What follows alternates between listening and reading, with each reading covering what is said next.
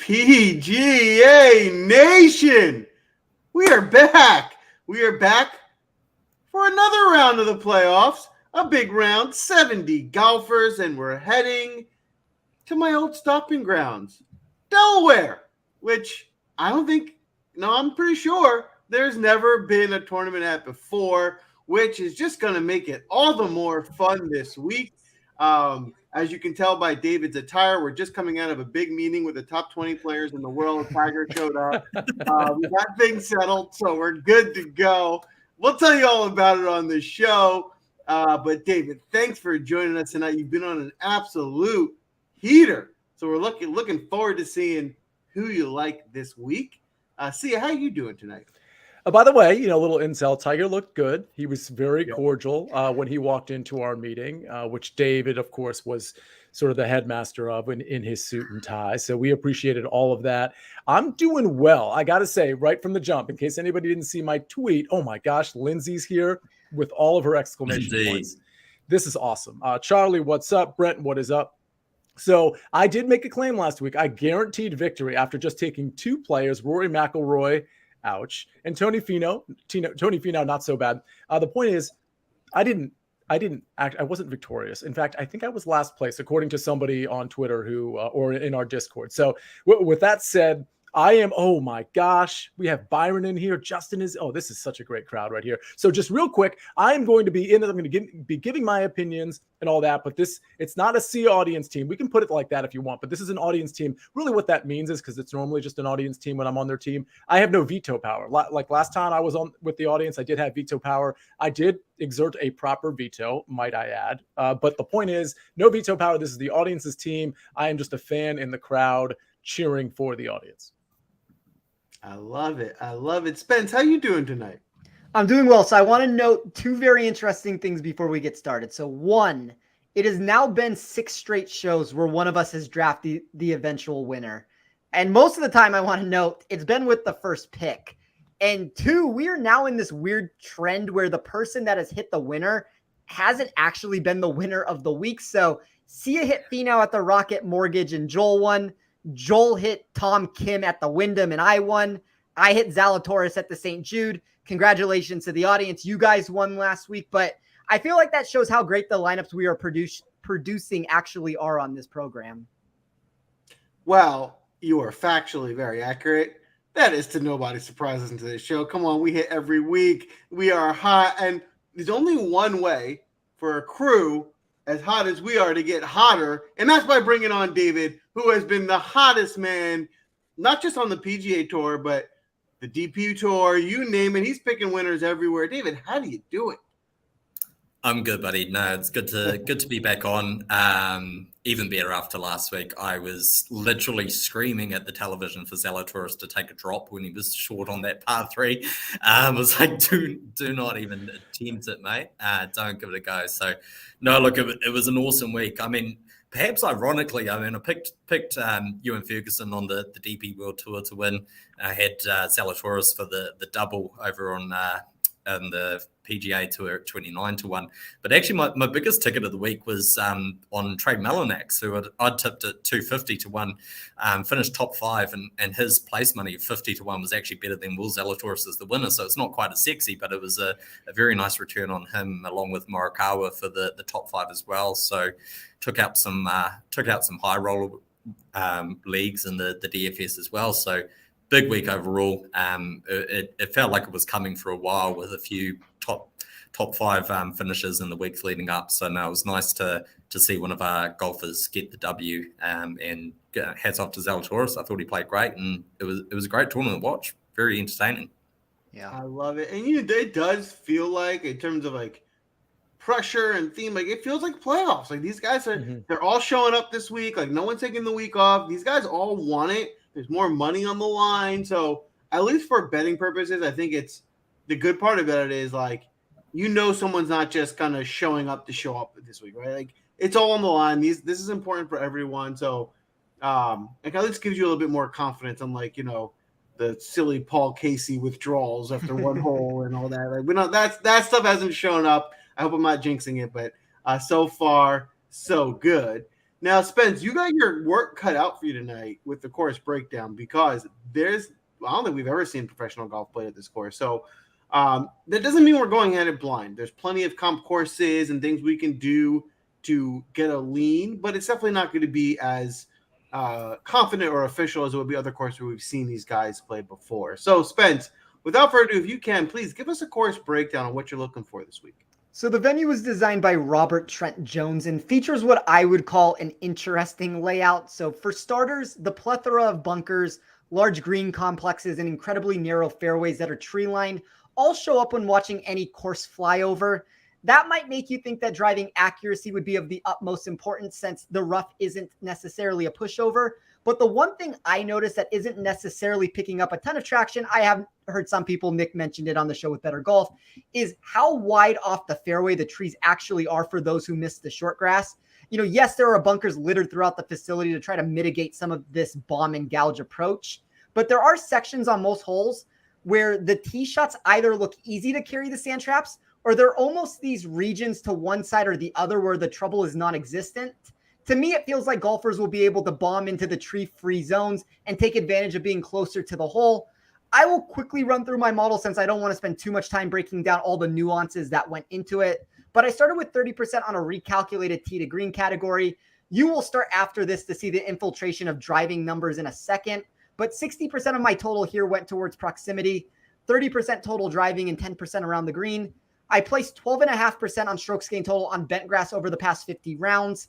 I ran a recalculated par 4 category to mimic Wilmington for 15%. That is going to be your hole ranges plus specific proximity totals. Weighted par 5 for 12.5%. That included par 5 birdie or better, distance, and long iron proximity. While I do think that this is going to be a birdie course, I did infuse 10% into some scrambling metrics like 3-putt avoidance, GIR percentage out of the bunker, around the green, a couple things that went into that. Now, I will say I don't love that category as a whole because I feel like this course is going to be a birdie fest, which means we are looking in the wrong stats or at the wrong stats if we are trying to avoid mistakes. But it's a small total there that I at least wanted to look at. I have 10% on weighted total driving. I did go a little flatter than expected. I know I keep saying bomb and gouge, but I didn't want to completely overinflate distance by adding it multiple times. And then I wrapped it up with total driving again, plus a combination of proximity out of the rough. So that is going to be me trying to pinpoint golfers that are going to hit it into a section, play it from there. Now, you could also add, and I have it in my model for anybody that wants to do it, I do have GIR percentage out of bunkers, and that's one of the things I put into, if you want to call it a scrambling metric there, but that's another way to look at it. But I'm essentially trying to find golfers that are going to be able to create distance. I'm trying to find golfers that are then able to use that distance, whether that be from the rough, from a bunker, from wherever that might be. And then, maybe a little bit of 3-putt percentage and all of that goes into the mix from there. If you don't have the attention span and you tuned out like in the middle of that, because sometimes I do that, even though like every granular piece of information is really important, he literally just summed up his model in the last 5 seconds of the dissertation he just gave. So for those of you that are super lazy like myself, you can just focus on the last like couple of points he just made, because that's probably going to be the well-rounded golfer that's going to and the long golfer that's going to win this tournament. So I do want to point something out before we go to the actual draft. So Justin's in here. He says, let's make some money, boys. And then, of course, Lindsay's like, hey, wait a minute. Girls too, followed by 7 exclamation points. I just want to point out, I think it's a good time to point out that with football season coming, we actually have like a few girls in our Discord too. Yamazaki or Yamakazi. I can't remember how she does it. She's the big Frazier fan. She is in our chat too. So my point is, we do have at the WinDailySports.com, we do have gentlemen and ladies, and we do have a free article that Sticks Picks just posted. Sticks Picks from the Better Golf Pod that he just posted to WinDailySports.com. It's literally free. And oh, by the way, WinDaily Sports is literally free across all sports for the next month. So if you know anybody that wants to get involved and they don't subscribe to a site, you can literally go to WinDaily Sports right now and subscribe for a month for free. And what that means is you're getting all the NFL content, you're getting all the NASCAR content, the Major League Baseball content, the golf content, you name it. That's Discord, that's articles, that's projection models. That's the things that might help you for your redraft, your fantasy football draft, things of that nature. So whether you're a boy or you're a girl, man or a woman, we are the place for you. And we're doing it for free right now, which is like super cool, especially this time of year when we're getting ramped up for football as well. And for the next month, that also comes with 100% guaranteed return on investment. Oh yeah, it's absolutely guaranteed. Yeah, that's math. Yeah, it's guaranteed. You're going to profit. So you're welcome. But before we dive into the draft, feel free to smash the like button, give us a follow. You're going to be getting some good details in the near future. So I guess, a little I scratch your back, you scratch mine type situation. But without further ado, I didn't almost forget, but I do have to congratulate the audience on a heck of a draft last week. You guys deserved it. You guys did a great team. You came out with the W, and your reward is the first overall pick. Congratulations. You're on the clock. Get your nominations in right now. Seriously, like now, hurry up. You're already behind. And without further ado, we're going to kick this draft off. Here we go. Be a fun week. All right, audience, you are on the clock. The fact that there hasn't been a nomination yet is concerning. All right, there we go. Oh, we got Cam Smith. That's hilarious. Oh, wow. Okay, so we actually have a lot of nominations, but we don't have a second yet, as far as I can tell. I like a couple of these a lot. I'm really hoping somebody. Okay, it's John Rahm. Brent Harris and Charlie have gone with John Rahm. That is going to be the first. Oh, it still says C audience. So I still feel like an affiliation here. That's why I was kind of pulling for a certain pick. But John Rahm is going to be your first pick. David, let me go to you since you're the hottest man on the planet right now, both physically striking and with your picks. Tell us what you think of Rahm this week. Obviously, he got a little hot, back to form a little bit last week. Is it enough for you to put him in your pool, though? He did. Look, I was very close on Rahm. I mean, when we're looking at the courses, Spence alluded to, off the tee is going to be a huge factor this week with some of the length of some of these holes. So I was very, very close on Rahm. I didn't end up going that way. Big pop last week on approach. So it was a boosted performance, and we sort of saw a little bit with his putter as well, finally coming back. Bear in mind, I mean, if he's going to make a run at this thing, he's really got to move this week because I think he's like 14th maybe on the FedEx Cup standing. So he's a little down the rankings compared to where we would expect him to be. So if he is going to make a run of it, this would be the week to do it. As I said, there were a couple other options that I probably preferred in that range personally. But yeah, look, I think there's a strong case to be made for Rahm, and he does look like he's returning. He kind of quietly went about his business last week and was fantastic over the weekend particularly. Hey, Joel and Spencer, real quick, rapid fire before we get to David's pick. So, David, you're essentially on the clock, but with the 10K range, we have 5 guys, or 5 guys now that are, or 4 that are 10K or above. I don't want you to disclose any like trade secrets here, but is Rahm, Joel, I'll go to you first. Is Rahm in your top 2 of the 10K range and above? Well, the maybe not that surprising thing I'll say is I haven't fully finalized my roster yet. There's a chance I don't play anyone in 10K range this week. That might be a full fade for me. Yeah. If I were to, Rahm's up there, maybe 1 or 2. Okay. Spencer, same question. I would probably $10,000 section. He is number 1. You could make an argument in my mind that Rahm might be number 1 in this entire field. Oh, here we go, audience. Now we're talking. All right, David, it's on you, buddy.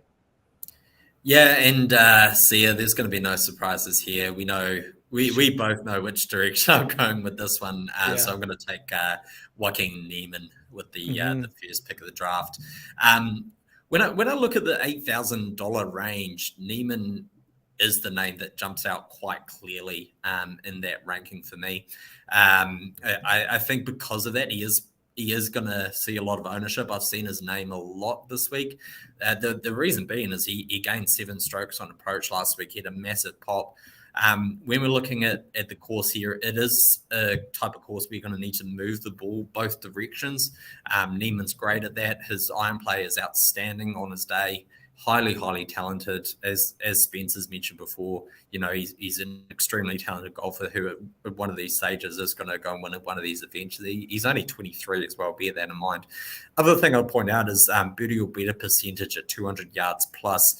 He ranks 6th on the tour for the season, and I do think there is going to be a disproportionate number of shots over 200 yards. So on a typical course, we'd expect about 3.5. strokes to be hit from 200 yards plus. On this course, we're sort of thinking 6.5 to 7 strokes. So there is going to be a weighting on those 200 plus irons coming in, and Neiman excels in that area as well.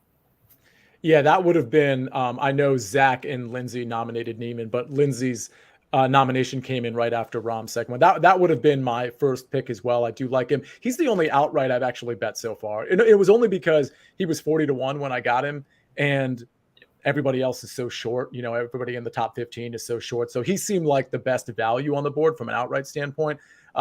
With that said, Spencer, before we get to your pick, I'm just curious, are you as fond of Neiman as it seems like we are, or is he further down your board from a value standpoint? I'm more indifferent on him. Now, that doesn't mean I don't like him as a player. I think that, from a public perception, and we'll get to my pick in a second here, which is going to even go more extreme with it, but from a public perception, he's going to be a popular play. And that doesn't mean I don't like him. There's just a golfer that is right near him in price that I happen to like more. All right. So it's your turn. So who's it going to be? So I'm going to take the most projected ownership player on the board at this moment, or at least it's going to be first or second, depending on what it is. You can make an argument that one guy might be a little bit higher, but I'm going to take Cameron Young at 8,900. And Cameron Young for me, and this is a very similar situation that we saw with Will Zalatoris last week, where yes, the public was all over Zalatoris, whether that be from DFS or from an outright perspective. I trusted my model with him and took him with my first pick. I'm going to do the same thing with Cameron Young this week. So, I'm looking at about 22%, which I do want to note that all these percentages for everybody will be heightened just because there's only 69 players in the tournament. And that's one thing that everybody needs to keep in mind, even from an outright betting perspective, because I've seen that talked about a lot in this space. From an actual hold percentage, and now some of these books are getting a little bit ridiculous with it, but from an actual hold percentage, when these numbers released, it was actually a better betting board, even with all these guys being sub 20-1 than we've gotten in some of these tournaments. So just something to keep in mind. And next week, you're going to see this come into play again, to where there's probably going to be, 4 guys that end up being 7.5-1 or less to win that tournament. And then you're going to get boosts from that. But just to talk about Cameron Young for 1 second before I move on, number 2 in my model for weighted tee to green. He's number 2 in my recalculated par 4 scoring. He's number 4 in the reweighted par 5 scoring, number 2 for total driving, and number 1 when taking total driving plus rough proximity. I'm kind of just expecting him to bomb it into places, and then he's going to be able to have the rough proximity from there to create makeable looks. Now, I don't know if he can actually make enough looks to win the tournament, but I like the opportunities that I believe he's going to be able to create for himself. Before we move to Joel's back-to-back picks, can you tell me where Cameron Young, I know Cameron Young's super popular. I'm sure Neiman's right below, but I haven't looked at ownership percentages. Are Cameron Young and Joaquin Neiman in the top 5 right now? So, yeah, Cameron Young is 2. Joaquin Neiman is 7th. That's not so insane. That's definitely, if you like him, I think there's a reason where you can get to him, but I don't know. To me, my decision was Cameron Young. I'm not saying that's the right decision necessarily, but that's what my model believed. But Joaquin Neiman, isn't so extreme to where you can't find a way to put him into a build, even if it was with Cam Young. Like, there's ways to get different always. You can go in different areas. All right, Joel, back-to-back picks. What do you got? All right. So one of my favorite play this week, my number 1 favorite play, is going to be my first pick, and that is Scotty Scheffler. Oh my God, no. Love how much they are disrespecting his price tag. This is a guy who, for 15 weeks in a row, was the number 1, maybe at worst 2 priced golfer in every field we saw. Maybe his results are slightly regressed a little bit recently, but this isn't someone that's so far off that I feel like he should have dropped down to the 6th or 7th lowest priced guy. And to be able to kind of build a balanced roster and getting Scotty Scheffler at this price just feels like a great, great number. So I just love the value we're getting here on Scotty. And the ownership, it's a little, it looks a little high for a normal week. But again, I think that's because it's a smaller field compared to everyone else. I don't think his ownership is going to be exorbitant. So I'm happy to take him there. And the way I'll balance him out with the follow-up pick, This is a great comment from Cole. I just love it when Joel messes up. We are talking trash here in the audience. I'll tell you that much. All right, let's see if we can make Carmen happy with your second pick. With my second pick, so the way I'm going to average you out and really show some uniqueness is I'm going to go with Xander Schauffele. Another one, a guy who disappointed last week. I think that people are going to be down on the ownership down. This is a week where that ownership being down might be extra valuable because it's a smaller field. And because people will be coming into the same guys, now I can get different. I think he can certainly get me a top 5 this week. And I love that people tend to be going away from him because he didn't do well. I'm happy to buy or kind of buy low, if you will, based on last week's results. I never cuss. I never go on podcasts and cuss. This will be my one time I'm cussing on a show. What a fucking shit show. Like, this is horrible. First, John, like there's 4 players that I wanted to make sure I got 2 of them. I wanted John Rahm, Cameron Young, Scotty Scheffler, or Xander Schauffele if all else failed with it. Wow. Well, there you have it. Sorry, Spencer. I guess you're stuck with is James Hahn in the field? You could no, probably not James Hahn. What do you got, though? What do you got with your next pick? All right. I guess I will go to a chalky area, and I'll go with a player that I wanted exposure to that I didn't get an outright bet on. So I'll get a little bit exposure this way. I'll take Sungjae Im at 9,100. I like where the form's trending with him. 12th place at the St. Jude, 2nd at the Wyndham, 2nd at the 3M Open. He's a player that seems to get hot in bunches. He's top 10 in my model for weighted tee to green. He's 11th in strokes gained total on bent. He's in the top 6 for me in my par 4 recalculation. Now, like I keep saying, I'm not necessarily trying to build a tournament where bogey avoidance is something I'm looking at, but he is number 1 for me when it comes to bogey avoidance. I think you can make an argument that maybe he doesn't make enough birdies necessarily, but we've also seen him at these birdie tracks where he catches fire in bunches with it. So I like the total driving. I like the rough proximity. This isn't necessarily like I was going to go extremely boom or bust with it and try to fit him into a lineup too, but I guess we'll go with Cam Young and Sungjae Im, and at that point, I don't really know where I want to go from there. Okay, for the record, I do love the Sungjae pick. I mean, he has been on fire. Since losing over 10 strokes 4 tournaments ago, he's gained almost 4, over 4, and 2.5 strokes putting. And oh, by the way, the ball striking his last 3 tournaments. I mean, he's gained it over the last 4, but I'll just give you the last 4. Dating to the latest one. 3 strokes, 10.5 strokes, 6.5 strokes, almost 5 strokes. I mean, there's very few guys that are hotter than him. In fact, I don't think there's anybody hotter than him in the last 12 to 16 rounds, even Tony Finau. So, yeah, I have no problem. I think the price on Sungjae Im is, I think he could be 9,700 easy, and I wouldn't blink. Yeah, I do like this pick a lot, and he would be the 5th person that I was trying to fit into lineups, but it just makes roster construction a lot more difficult from there when a lot of the players that I wanted to go along with those 2 are now off the board. Yep. All right, David, it's on you. Yeah, look, I like the Sungjae pick as well, Spence.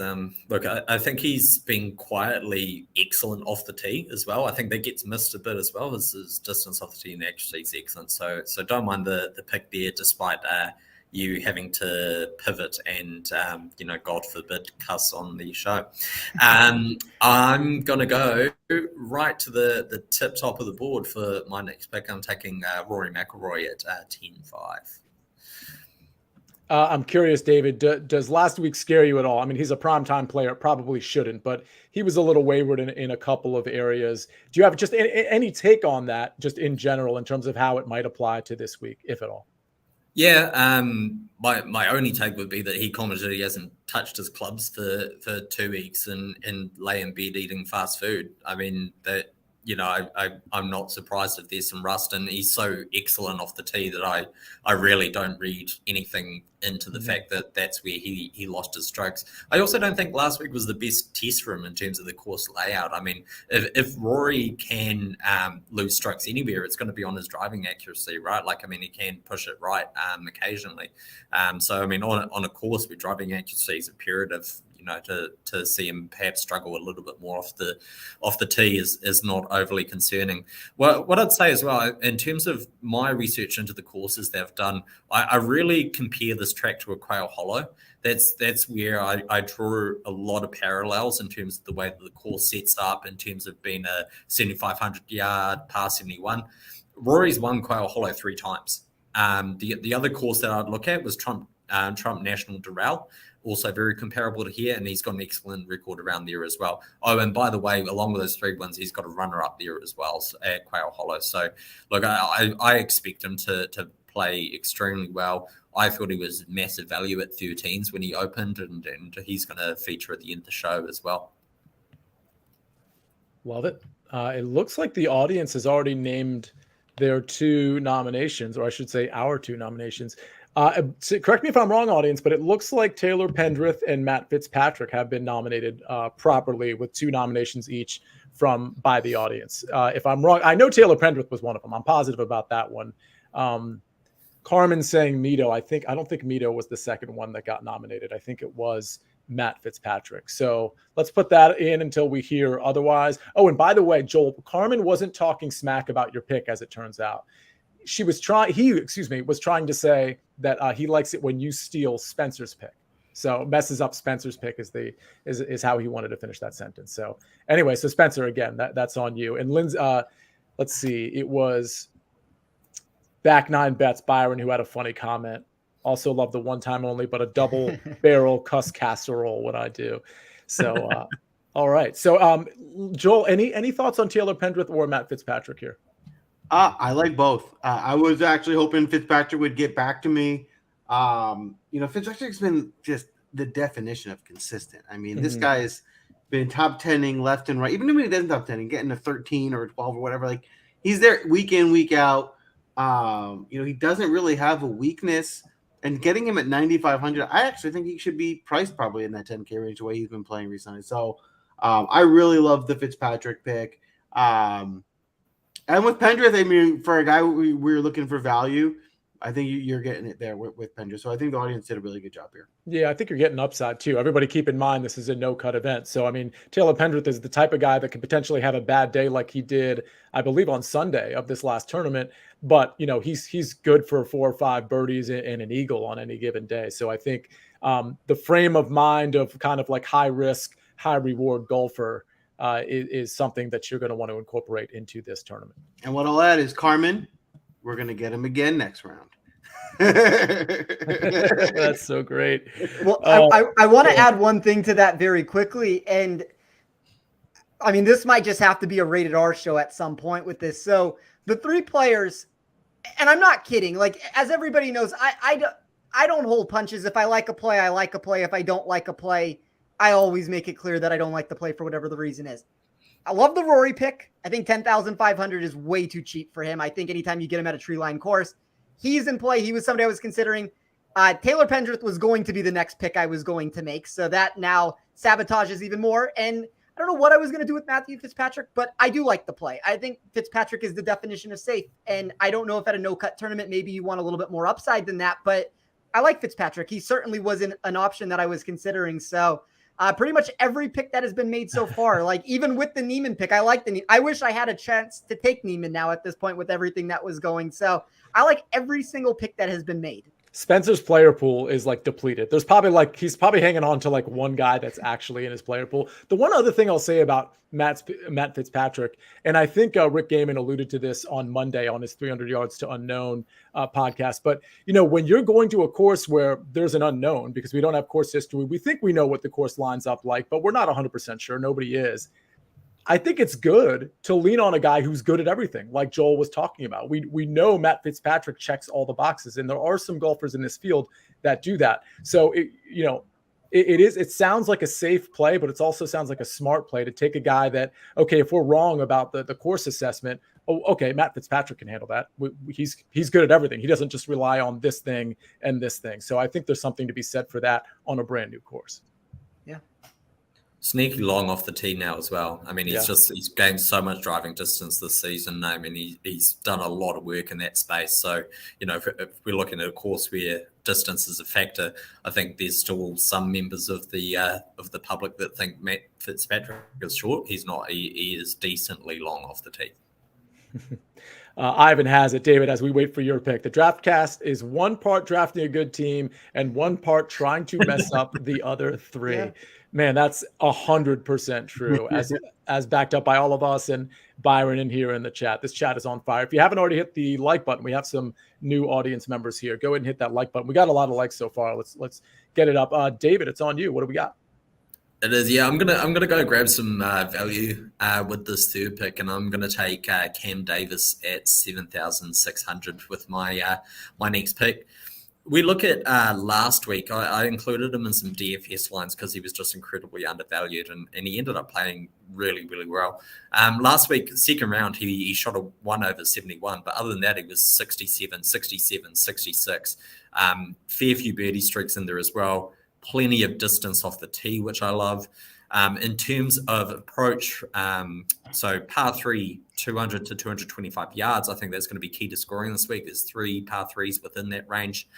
He's 38th on tour for the season. Approach over 200 yards for proximity, he's 29th for the season.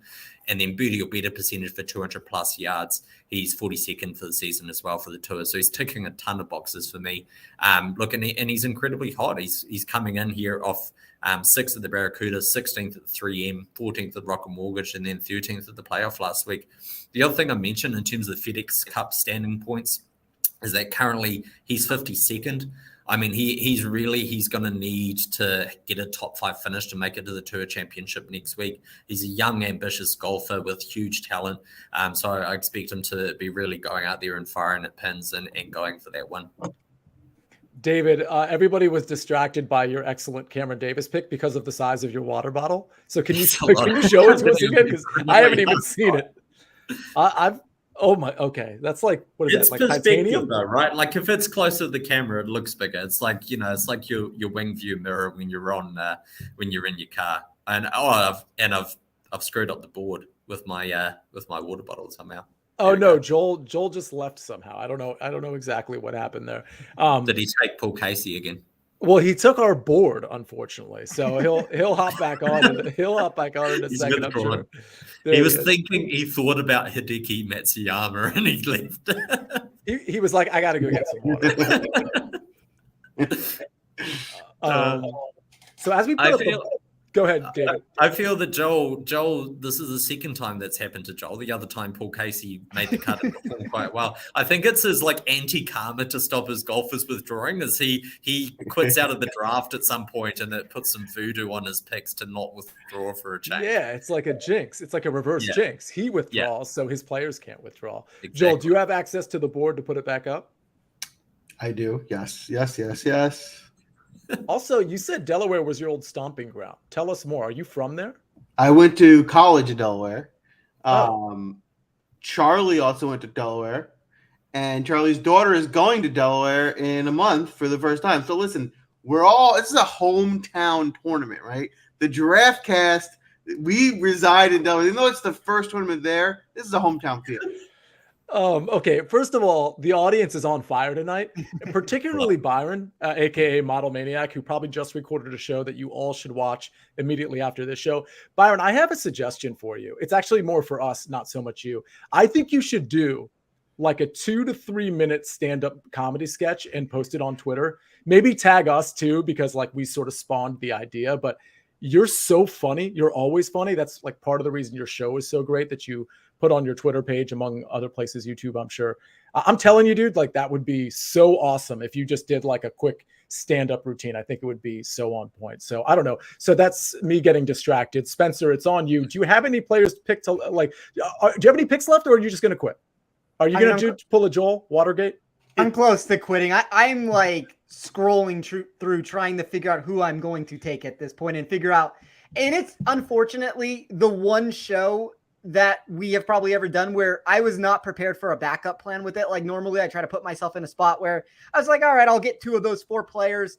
I'll get somebody of Sung J M and, whoever else it ends up being. But I have one pick, and it's going to be a problem coming back because I don't know what I'm going to do. But I have managed to make one selection, and it is going to be Corey Connors at 8,300. And Connors is a golfer that my model continues to like no matter how I run the data. And it hasn't necessarily worked, and he hasn't been terrible. I mean, a 28th at the St. Jude, a 21st at the Wyndham, but he jumps in the top 5 for me when I run this for upside. And for one of the reasons, he's 4th in weighted tee to green. So that's taking the total driving plus the weighted proximity that I'm running.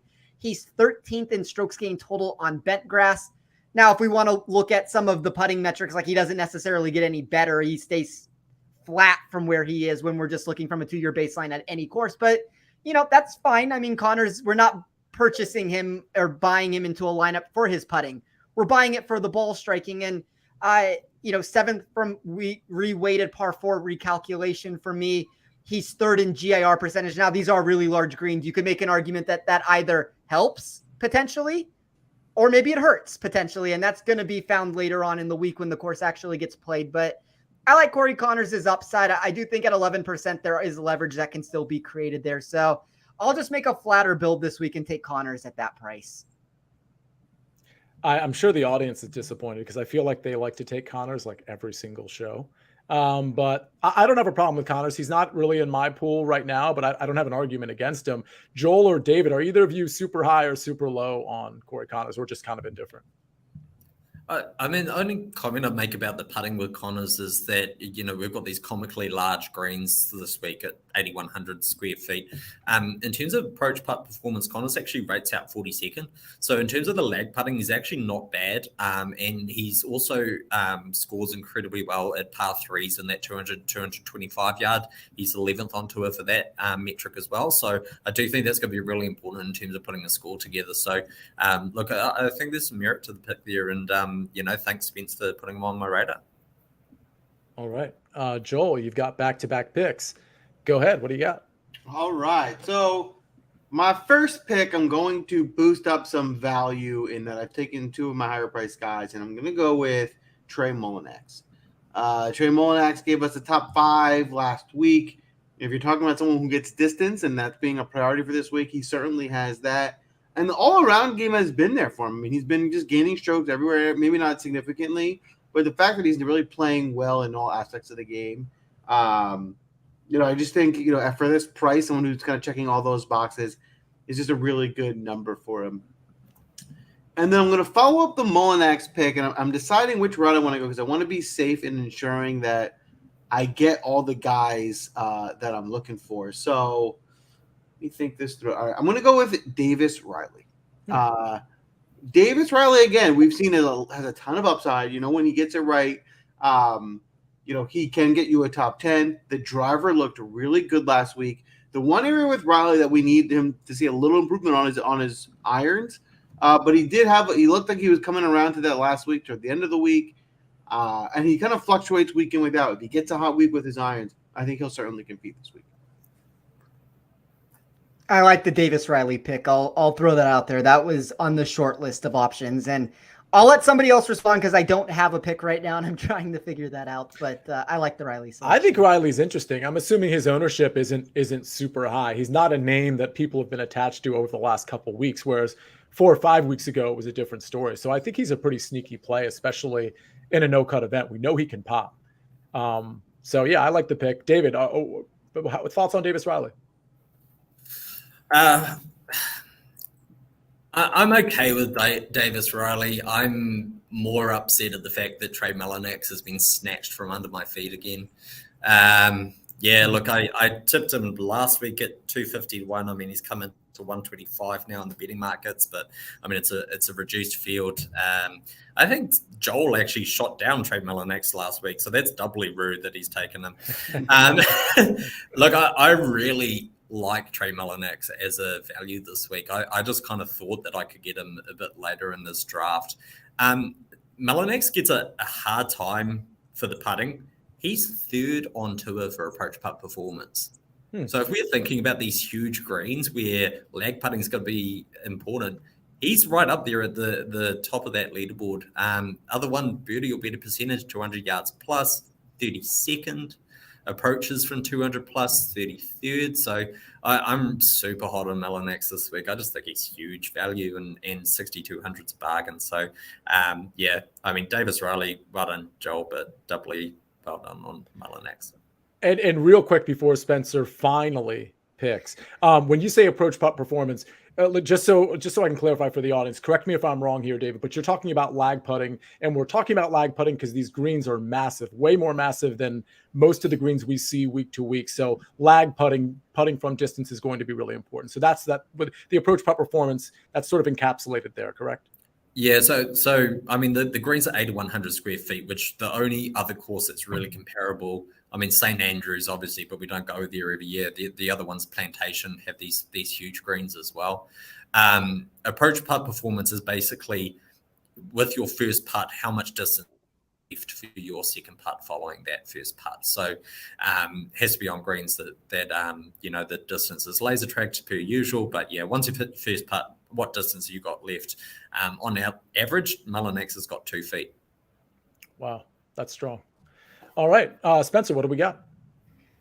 All right, I'm going to go another route that I wasn't planning on going, and you can even hear my thoughts. Like right before we did this show, I filmed Better Golf Pod, and I was indifferent on this player, and unfortunately, all the players that I did like seem to have been taken at this point. But it will pigeonhole me a little bit with where I can go, but it also opens up some things, and we can get into that later in the show based off of what decision I make. But I will take Russell Henley at 7,800. Now, I worry about the putting with him.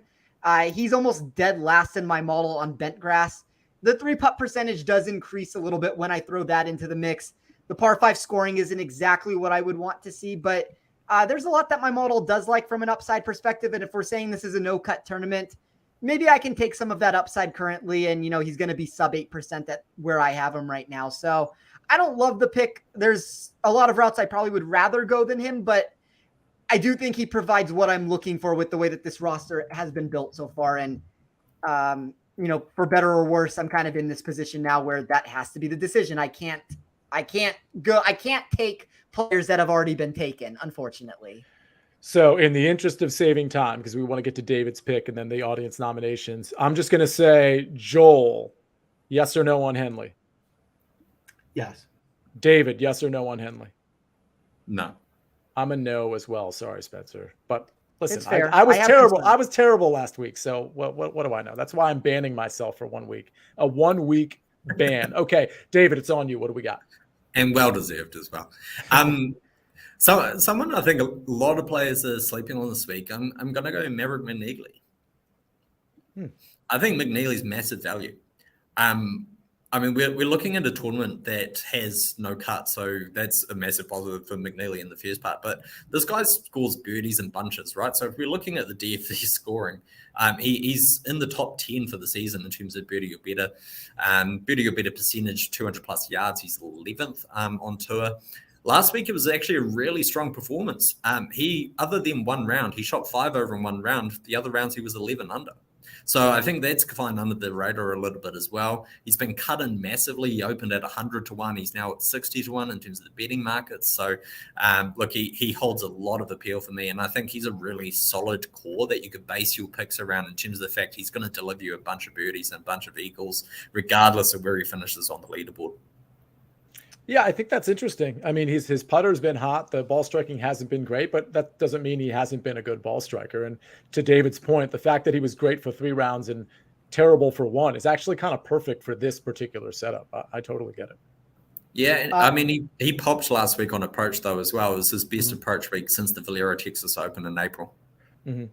I just want to quickly point out, I don't want to quote Nick on this, but I think if you were to ask Nick who his favorite play on the board is, when it comes to value, I think his answer would probably be Maverick McNeely. All right. Awesome. All right. We already have some nominations coming in, and I'm trying to track them now. Okay. Did this guy get a second? Yeah. It looks like Emiliano Grillo has been nominated and confirmed. So Model Maniac and Justin Bailey have nominated him. And then do we have a second on any of these other guys? We've got a lot of other nominations, but it doesn't look like we have a second on anybody else, unless I'm missing something. Oh, okay. Brian Harmon. Unless I missed something, it looks like Brian Harmon would be the second guy.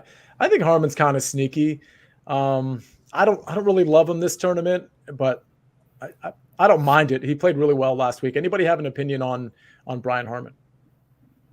I like him. I think he's one of those guys in that 7K range that gives you top 10 upside, right? A lot of these guys just don't do enough things well to really be top 10, right? Harmon can do everything well. He can putt hot. He can do it around the green. He gets a hot iron. So is he safe? No. I mean, he could also be like 50th, but he gets a hot week. He can give you a top 10. So he'll be someone that'll be in my player pool for sure. Mm-hmm. I like Harmon a little bit myself. I mean, is it the first player I'm going to go to? No, but I like the Griot Harmon takes. Like they're certainly options I'm considering in my player pool. Yeah, he certainly popped on approach last week, and the putter has been pretty hot. So, I mean, I think he feels like kind of a dart throw on this course a little bit, but that's okay in a tournament setup. I'm assuming his ownership is way down the board. On Harmon, it is 5.1%. Yeah, so it's certainly a good tournament play. Anybody have any strong thoughts on Grill? I've been on him the last few weeks. I do like him. I think he tends to fade, especially in this sort of field. I can see him putting a couple rounds together, but 4 great rounds in this field, I'm not so sure. I'll just go real quick on this one. I'll start with Joel. Joel, is Grillo in your player pool? He is, and I do want to give a reason why. The one thing I'm higher on Grillo than normal, because he's making putts. This guy that normally can't putt, and if he found something with that putter, then he's a better golfer, because that was his biggest whole weakness. So if that's something that he's found, then I like him. Yeah, David, same question. Yeah, I mean, brave of the audience to go straight back to him, because 31st, he probably undelivered a little bit on terms of what had been promising leading up. I'd say his record at Quail Hollow is surprisingly good. It was 14th last year at Quail Hollow, and then in 2018 was his previous appearance there. He finished 9th around there. So, look, I know that on his day he can be excellent with his approach. That faded a little bit last week. That's a small concern for me. But, I mean, well spotted in the fact he's now gained on putting for the last 4 tournaments, which typically is a weakness for him. Right. Yeah, and I'll just quickly say I have Griot in a matchup against Denny McCarthy. And he's one of 3 players. So he is one. Connors would be one. And then the other player has not been picked yet. So I'm going to withhold on saying that player. That would rank inside the top 20 of this field for overall proximity, total driving plus rough proximity, and then the outlier scrambling metrics that I did run. So I like Rio. All right. David, we got 2 more picks to go. What's the next one? We do, yeah. I'm going to go with same kind of metrics I've been looking at, which distance off the tee, performance at Quail Hollow as a comp course as well, and I'm going to take Keith Mitchell. All right. I've heard some buzz on him. Go on though. Yeah, so Keith Mitchell's gained on approach for his last 3 tournaments. Quail Hollow's got an excellent record. So he had a 3rd there last year, and 8th in 2019, and the 34th in 2018 when he was kind of starting off on tour. He's an excellent driver of the golf ball. He's got plenty of distance off the tee. This is the kind of event that I can see him playing well, especially with his performances at other comp courses.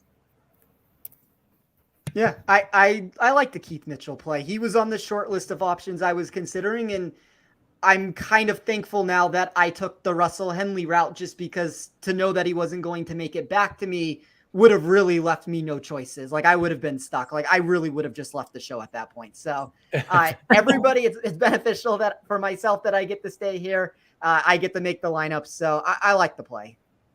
All right. Speaking of plays that you might like, you've got the next pick. So I'm going to take a player that is not in good form right now. It's a player that I know, at least from an outright perspective, that markets don't necessarily love. He seems to be trending in the wrong direction, but my model likes him. And I am going to take Shane Lowry at 8,700. So he is number 1 for me in this tournament when it comes to my reweighed strokes gained tee to green. That is going to take a heavy emphasis on proximity. It's also going to take the total driving, which he ranks 12th for me. He's the number 1 player in this field when it comes to GIR out of bunkers.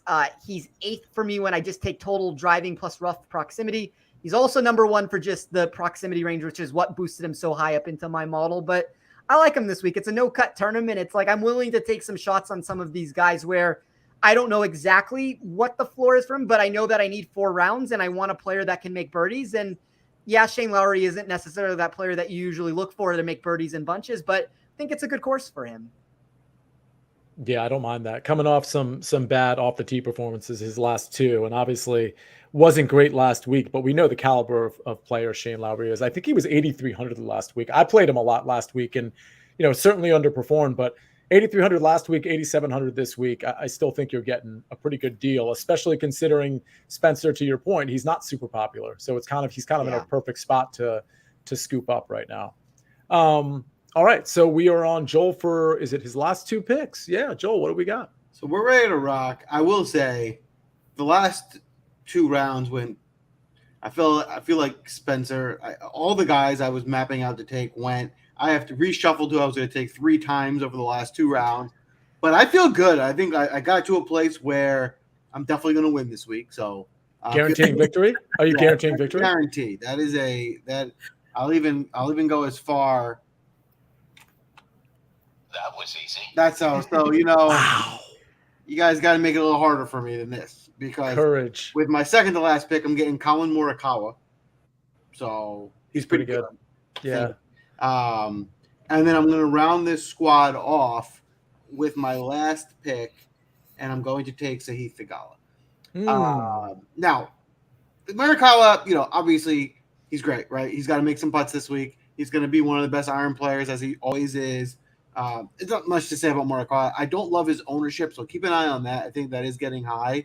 But to get Morikawa at 9,400, this is still a depressed price for someone with his as good as he is. So happy to grab him here. The Theegala pick here, this is an upside pick, right? He could be horrible and burn me, but when we've seen Theegala has almost won a bunch of tournaments this year, and not just these JV watered down tournaments. He's been competing in some tournaments with the Waste Management where everyone's been playing, and everything has been there. Like, he's good off the tee, his putting has been hot. He just needs to find his irons this week. If he gets hot with the irons, I think we'll see him compete and get a top 10. So if that comes through, I think this team is Staples button, lock it up. I got the victory. Actually, I really like the Theegala pick. Is he popular at all? Not really. So Spence, what do you think? 8.7%. That would place him 29th overall. I love that. I mean, he's been a monster off the tee. He's gained 8 out of his last 9 off the tee pretty significantly each time, by the way. Approach is hit or miss. That's okay. Like, you'll either get the good Sahith or you'll get the bad one, but the putter can get hot too. I mean, I don't see a problem with this play. It's actually the perfect setup too, given the 4 rounds that he's getting, unless, of course, we know one of your players is going to withdraw, but if I had to stack rank them, I'd probably, he'd probably be first, actually. Yeah. So anyway, well, good luck, Joel, with that guarantee. Spencer, it's on you. Does anybody? I'm sorry, we're kind of like running a little low on time. Anybody have a strong opinion about Sahith? I think he's a great pick. Spencer or David? He's not going to be in my player pool. Obviously we can't play everybody. I do think the ownership's fine if you like him, and there's a couple players in this range that I just so happen to like a little bit more. Like, I'd rather play, and I guess I'm on the clock next, so I'll just very quickly give this answer. Mm-hmm. Like, I'd rather play Keegan Bradley. I'd rather play Maverick McNeely. I'd rather play Harold Varner, but he's in that next mix, I guess, like from players after that I would consider. Which one of those guys are you picking? So to me, it's going to come down to obviously Keegan Bradley or Harold Varner, since McNeely is not an option I can get to at this point. Both of them are gross. Like neither one of them necessarily looks great. And maybe it's just because Harold Varner has burned me one too many times and has burned me on this show a million times. I can't get myself to go there. My model also, for whatever it's worth, does happen to like Keegan Bradley a little bit more. I'll take the upside with Keegan and hope for the best with him. All right. Anybody have an opinion on Keegan? David, let's go to you on Keegan real quick. Yeah, I mean, look, I'd prefer Keegan over HV3. HV3, plenty of distance off the tee, but he does tend to perform at shorter courses. Yes, for some reason. He's kind of a Cam Davis in that way of like the shorter courses seem to bring the best out of him. So of the two, I prefer Keegan. I can't say I'm overly enamored with either of them. I mean, as Spence alluded to, I took McNeely first over Keegan, and that's because I prefer him. I prefer Pendrith as well. I really like him this week. So, yeah. All right. David, your last pick. What do we got? Yeah, look, I mean, the way the draft's played out, I'm really tempted to go way down the board and surprise everyone and leave a ton of money on the table. The golfer that I would do that for would be Sebastian Munoz at 6,500. That's incredibly tempting for me to leave that amount of money on the table. Do I do it? I'm gonna disappoint the audience. I'm going to take Adam Scott. Wow. All right. Interesting pick. I'm not looking at his stats right now, but he got pretty hot with the putter last week. Was that really the only thing that popped for him last week? His approach improved as well. I mean, he'd lost previously at the Wyndham. He is an excellent putter. Don't get me wrong. Adam Scott is a highly underrated putter. The other thing I'd add is that approaches from 200 yards, he's third on tour this season.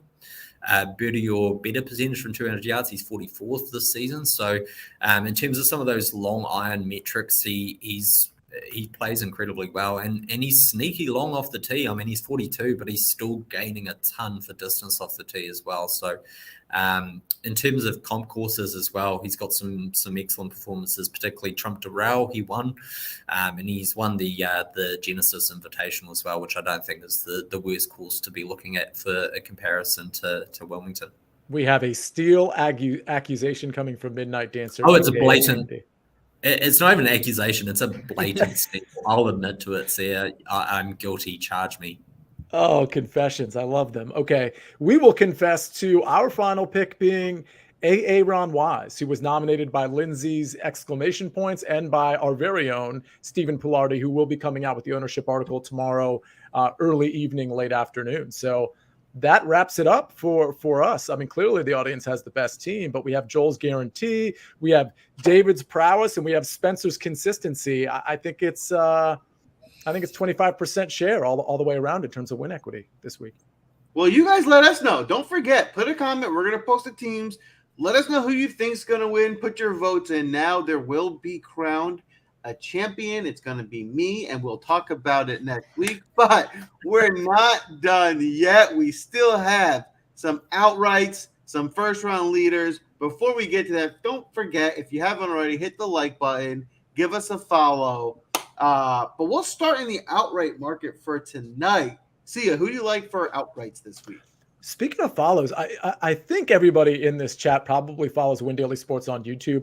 Like literally, I shouldn't say literally, figuratively, a ton of content on our YouTube channel. I think we're a few short of like 2K subs, which, it's all mile markers are important. So if you're not already subscribed to the Win Daily Sports YouTube channel, please go there and just hit the subscribe button. Super easy, obviously. All right, here are my 5 outrights.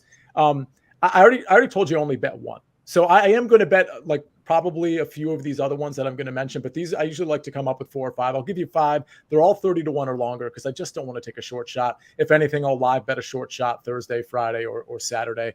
Victor Hovland 30-1. I already mentioned Joaquin Neiman at 40-1. Cam Davis at 65-1. Hideki Matsuyama at 65-1, and Taylor Pendrith at 90-1. I love it. How about you, Spence? You got in the outright market. Yeah, I was trying to figure out a way to get exposure to Victor Hovland in any capacity, whether that be this show or in the outright market. And I unfortunately didn't end up there just because I went so heavy at the top of the board. And I think one of the big names ends up winning this. And unfortunately, that means that this will not be a tournament that I can in-tournament bet just because all my exposures are already tied up at this point. But I bet John Rahm at 14-1. I took Scotty Scheffler at 18-1. And then I did bet Cameron Young at 35-1 when those odds released. That's dropped more into the 25-1 range at most books. Might be able to find a 28-1 maybe if you really shop around, but those numbers have kind of been zapped at this point. All right. How about you, David? Who you got in the outright market? Yeah, I'll just make a quick comment on Hovland with these huge greens as well. The concern for Hovland is always the chipping, right? And he hates these kind of tight lies. We've got thicker rough here, 4-inch kind of Kentucky bluegrass, which isn't actually overly penal compared to Bermuda 2.5. I know that's shorter, but Bermuda gets these funny kind of flyers coming out. But with these larger greens, I mean, if he's missing greens, there's these bigger issues at play than Hovland's chipping. So I really like him this week. All right, here they are. The picks. Rory McIlroy, 13-1. I think he wins. Scotty Scheffler, 21-1. Joaquin Niemann, 41-1. Cameron Davis, 76-1. Keith Mitchell, 81-1. Taylor Penrith, 100-1. Trey Mullinax, 126-1. And Sebastian Munoz at 140-1. I love it. I love it. We got some good plays here. I think, as everyone alluded to, my strategy for outright betting this week is going to be live. I want to see what the leaderboard looks like over the weekend because, like you said, the odds are already pretty sure. I do think it's going to be one of these elite guys. So I don't think I'm going to be sacrificing that much odds come Saturday when I take somebody within 5 or 6 strokes.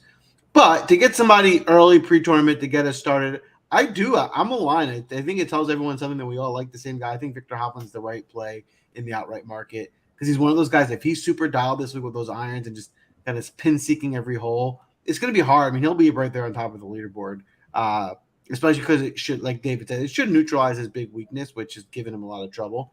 The other play I like that, which no one has mentioned, is Tom Kim. I mean, Tom Kim at 35-1. This guy doesn't really have a weakness, right? He does everything well. He puts together one of those weeks where he just maybe gets a hot putter or just hot with his irons, and he can win another tournament. So I know he kind of went unnoticed at 35-1. I think that's a good number for him. We really don't know what he is yet, right? We could look back next year and he could be a top 5-10 golfer every week, or he can maybe neutralize and be like a Davis Riley who for 2 months was a top 5 golfer and then that kind of dissipated. So we'll see, but right now he's playing well, and so I'm going to ride that train a little bit longer.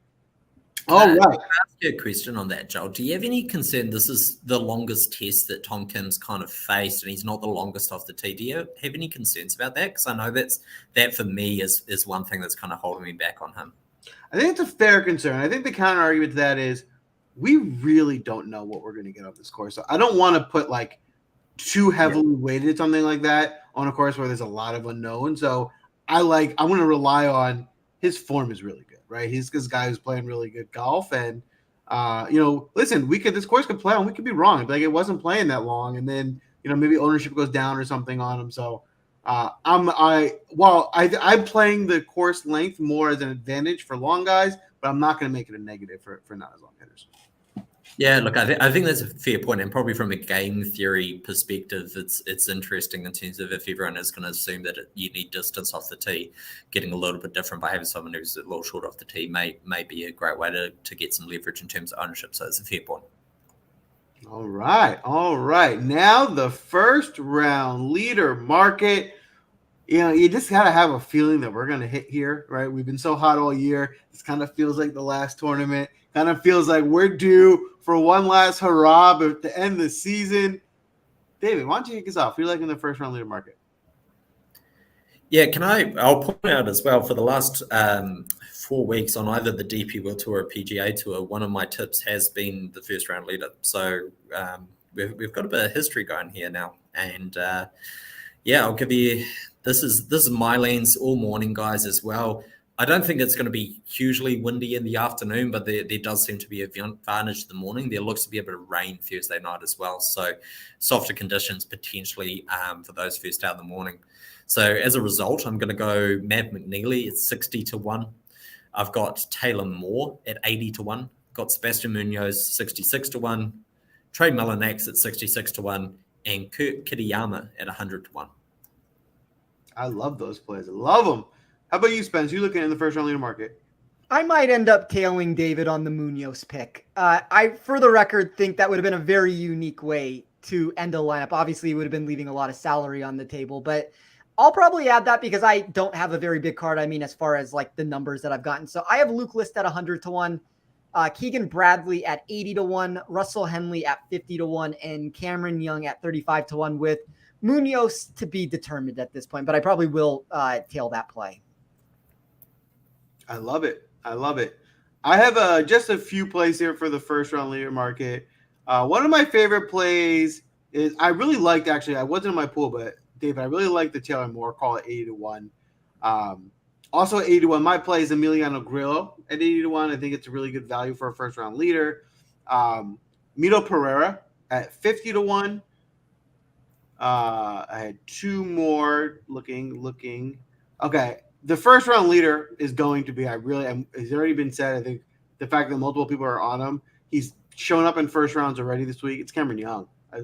He's really popular. The number's good, 35-1. He likes that first round. That's the winner. That's my play for the week. But Sia, please enlighten us. Where are we putting the mortgage, and how are we closing this season strong? So a couple things here. I like Cameron Young too. I actually X'd out pretty much everybody in the afternoon. Again, I don't think it's a big edge, but I just decided to go with the morning because that's where we traditionally see the first round leader. So I like the Cameron Young pick. The only afternoon guy I took was Joaquin Niemann at 40-1, or what's his first round leader number? It is, I think it's 40-1. I'll double check that. For some reason, I don't have that down here, but I do have 5 picks. So it's going to end up being 6. I'm going to have to nix somebody because Joaquin Niemann was one of my guys. Okay, so I'll take out Colin Morikawa at 28-1. I mean, I think that's a fine play. He seems to be getting hot.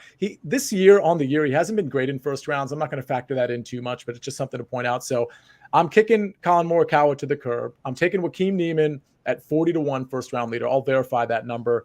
The other 4 guys are as follows: Joo-Yeon Kim at 35-1. Taylor Moore, who you guys were on, at 80-1. Love that.